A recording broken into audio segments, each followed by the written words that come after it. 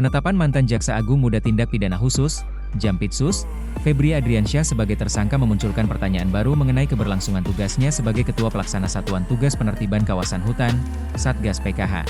Pemerintah memastikan program Satgas PKH tetap berjalan meski Febri tidak lagi memimpin pelaksanaan di lapangan. Struktur organisasi Satgas disebut telah dirancang agar tidak bergantung pada satu figur sehingga agenda penertiban kawasan hutan tetap dapat dilanjutkan.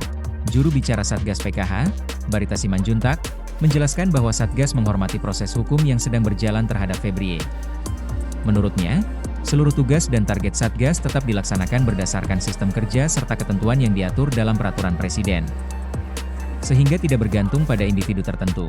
Sementara itu, Jaksa Agung telah menunjuk Rudi Margono sebagai pelaksana tugas, PLT, Jampitsus menggantikan Febri Adriansyah. Penunjukan tersebut dilakukan untuk memastikan penanganan perkara di lingkungan Jampitsus tetap berjalan tanpa gangguan. Di sisi lain, Komisi Kejaksaan, Komjak, mendorong pemerintah segera menetapkan Jampitsus definitif. Ketua Komjak Pujiono Suwadi menilai jabatan strategis tersebut memerlukan kepemimpinan tetap agar kebijakan penegakan hukum dapat berjalan secara optimal. Sebelumnya, Korps Pemberantasan Tindak Pidana Korupsi, Kortas Tipikor, Polri menetapkan Febri Adriansyah sebagai tersangka dalam perkara dugaan tindak pidana korupsi dan tindak pidana pencucian uang setelah penyidik melakukan gelar perkara, memeriksa sejumlah saksi, serta mengumpulkan alat bukti.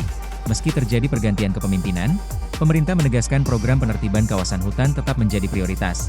Satgas PKH selama ini memegang peran penting dalam penataan kawasan hutan, penguasaan aset negara, serta penindakan terhadap aktivitas ilegal di kawasan hutan. Perkembangan ini menjadi ujian bagi keberlanjutan salah satu program strategis pemerintah.